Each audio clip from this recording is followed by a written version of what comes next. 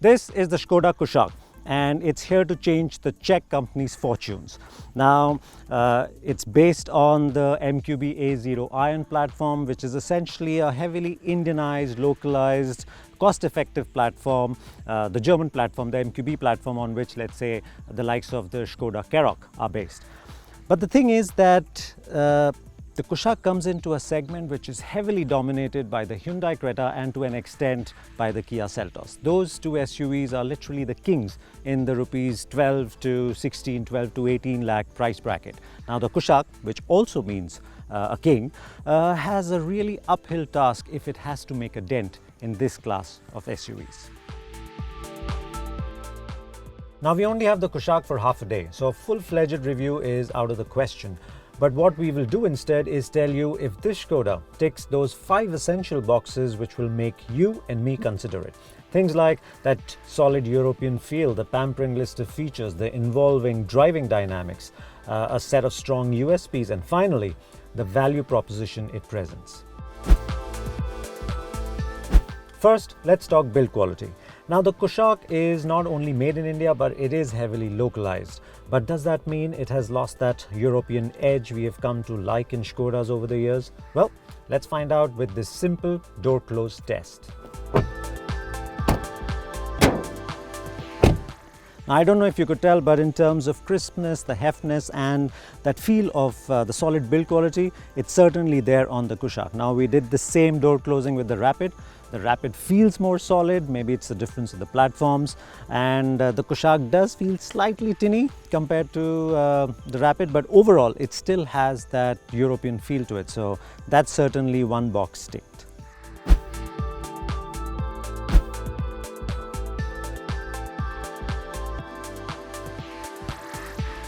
Equally important are the interiors. We're looking at comfort and quality and operability and fit and finish, and of course the range of features this top spec Kushaq packs in.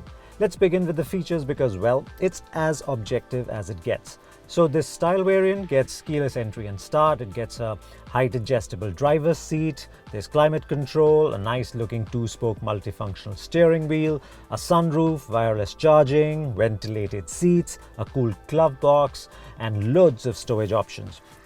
There's also a driver information system and of course a large multimedia touchscreen system, which is more of a hygiene feature today at this price point than a feature that car makers can actually brag about.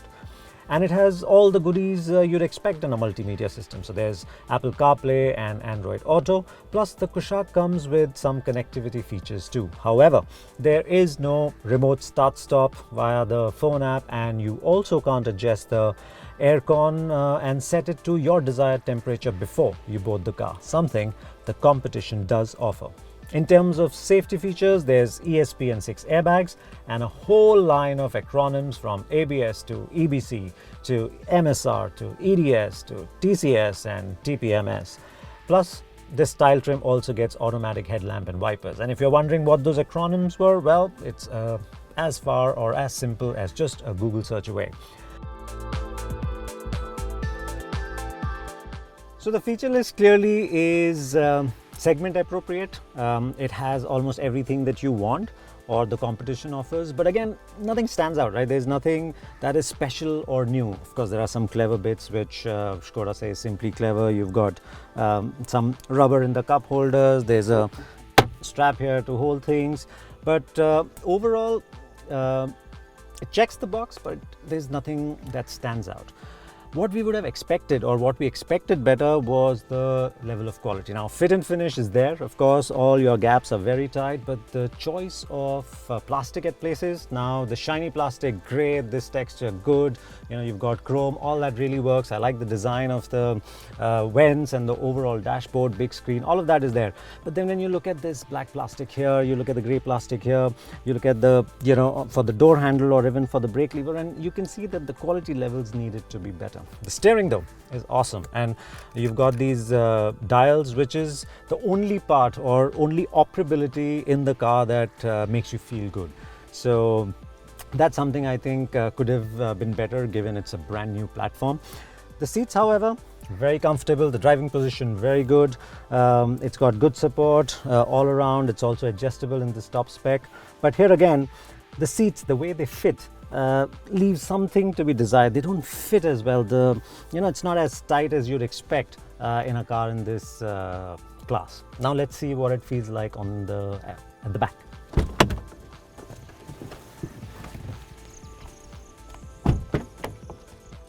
Now the first thing that strikes you about the Kushaq when you enter is that how easy it is to get in and out of. The seat is high and the floor is low, so it's quite comfortable.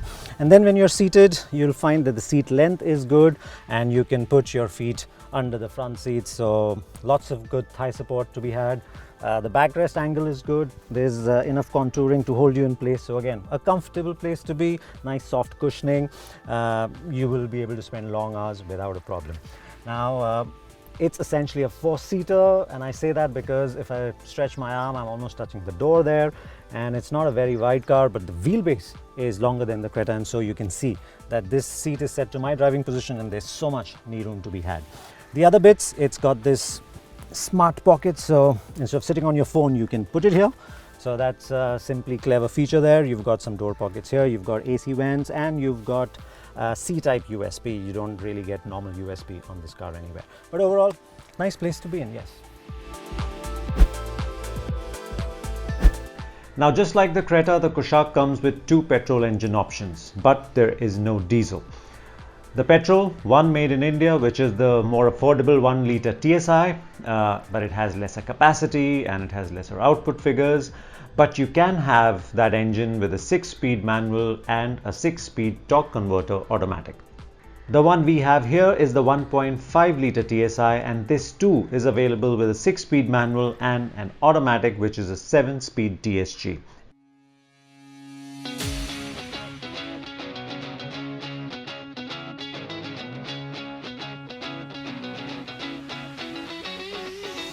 This 1.5-litre TSI is part of the VW Group's Evo range of engines. It makes 150 horsepower and 250 Newton meters of torque, so clearly it's not short on port.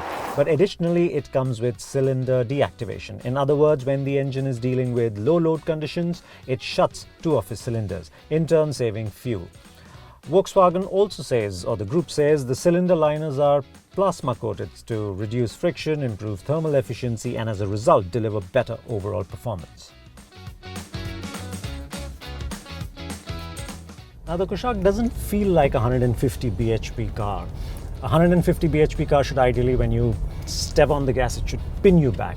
But this one, you step on the gas, you wait for a bit, and then it comes on. And again, the turn of speed is quick, but it's not like 150 bhp quick.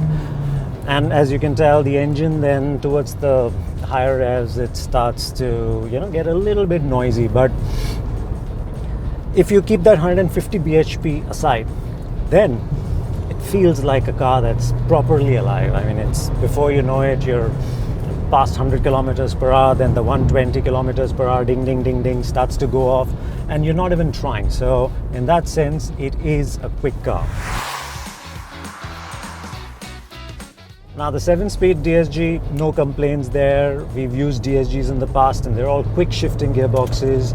You can step on the throttle and then use the pedal shifters to upshift. Even though your foot is planted, you can downshift in that sense.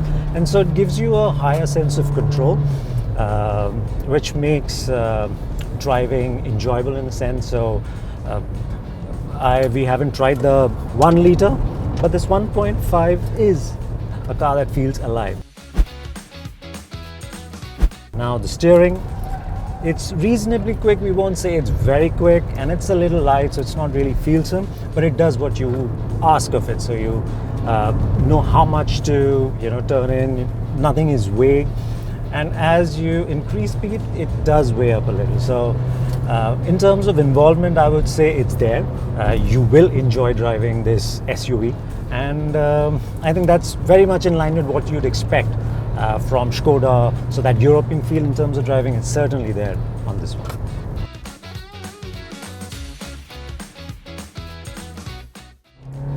Now in terms of driving dynamics, I mean the steering's good, but even in terms of driving dynamics, it does roll around a bit, but the amount of grip and feel and feedback from the chassis and the tires is good enough. So you can push deeper into corners, you can turn it harder. Even though there's a bit of body roll, it still holds on. So you're not, at sea in that sense. So, like I said earlier, it is an enjoyable car around corners. Now, even now, going through the corners, even the suspension. I mean, of course, you go through some bumps, etc. But overall, it's still pretty well balanced, and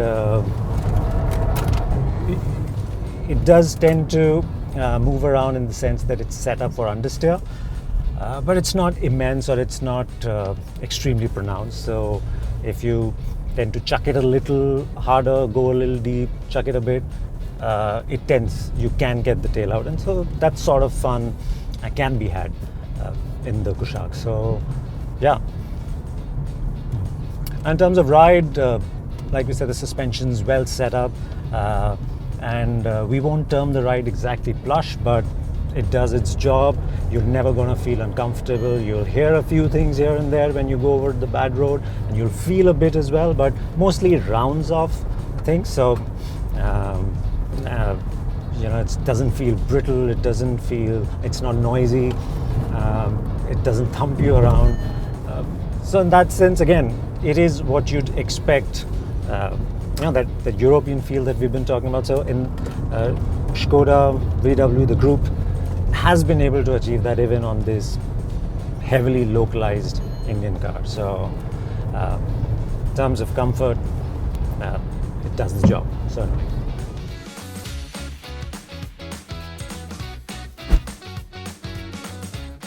Now, so far we've told you about the build quality of the Kushaq, which is good.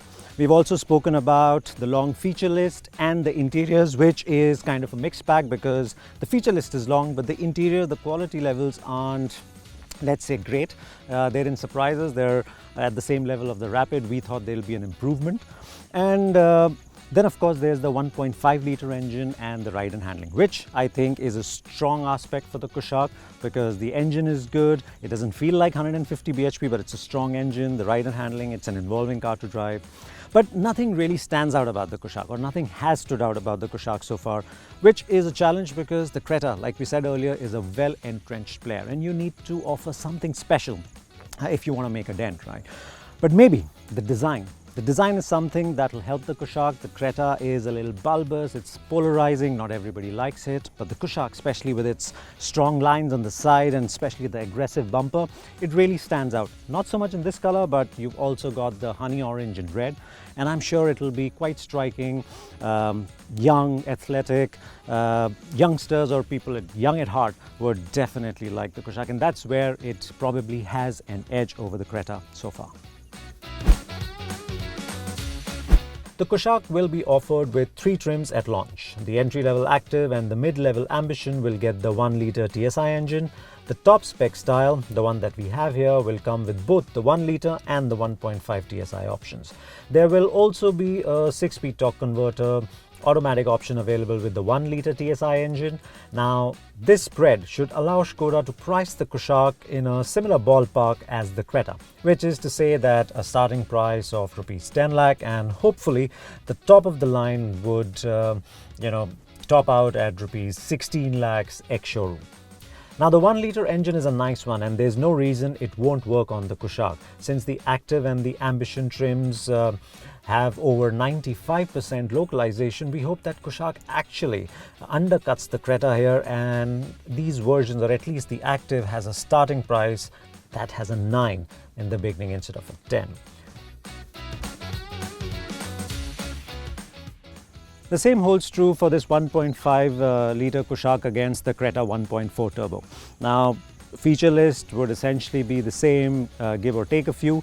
But the thing is that the game's now, or at least at the start, it's moved beyond products. It's more about perception, it's more about value that comes from the brand and success that's happened. And if Kushaq needs to, break into that, it would have to be lower priced. Not that the Kushaq isn't great value at the same price as the Creta. I mean, product to product it is. But imagine what a significantly lower price tag would do. It would give Skoda and Kushaq, of course, a stronger chance to succeed. And given all the effort and time and energies that have been spent to make India 2.0 a success, and a lower price tag can help you achieve that, come closer to it, at least at the start, just till you can see more of these on the road and people believe it's successful. Well, it's definitely worth doing to just give this car a shot at success.